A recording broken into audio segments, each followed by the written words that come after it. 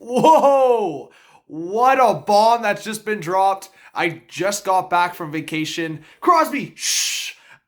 My dog's scared there's like thunder out, but yo, Kotkaniemi gets offer sheeted by the Carolina Hurricanes, a 1-year, $6.1 million deal. And man, I mean, this is just crazy. We've been waiting for an offer sheet in one of these off seasons, and Jesperi Kotkaniemi to the Hurricanes. There's that Finnish connection. We know Kotkaniemi, it was always a controversial third overall draft pick. There's a bunch of different elements to this offer sheet. One being that if the Montreal Canadiens don't match, they have a week to match. They get a first and third round draft pick.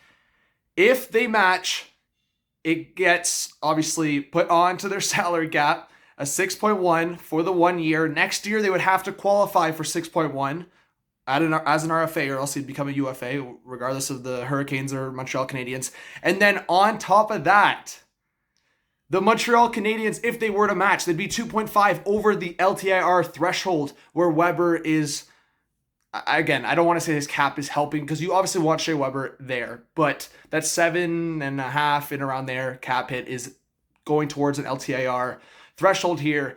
So the Montreal Canadiens basically have a week to either trade like a Ben Sherratt or like a Paul Byron. I think right now you are trying to trade one of those guys, but now the whole National Hockey League, knowing Marc Bergevin screws teams over, screw the Carolina Hurricanes over with that Sebastian Aho contract. Now it's flipped. You have the Carolina Hurricanes revenge time, and the Montreal Canadiens are in a pickle. I have a hot take. I think if you're Marc Bergevin and you stick to your guns all the time and you don't care what people think and you're just doing the best you can, I think you just let this happen.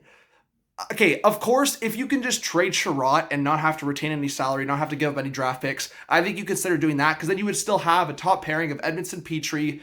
You could partner up, for example, like Romanov with Kulak still. You would still have Savard, and then you could plug someone in with, like, it doesn't really matter. Like, you have options there. You have options there.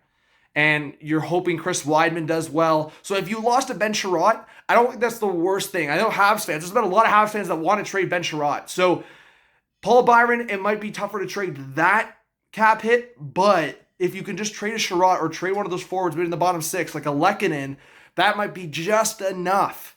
Just enough. But you have to make that move. You have to decide. Montreal, Marc Bergevin, you've made some big moves, some gutsy moves.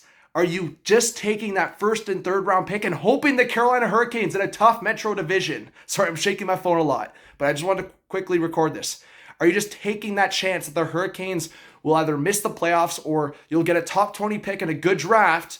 Or are you going to match and get 6.1 for Kotkaniemi, who doesn't deserve it? But the Carolina Hurricanes, revenge regardless, because they have the cap space. And Kotkaniemi could do well in Carolina. Whereas the Finnish connection, I could love seeing Kotkaniemi with the Finnish guys in Carolina.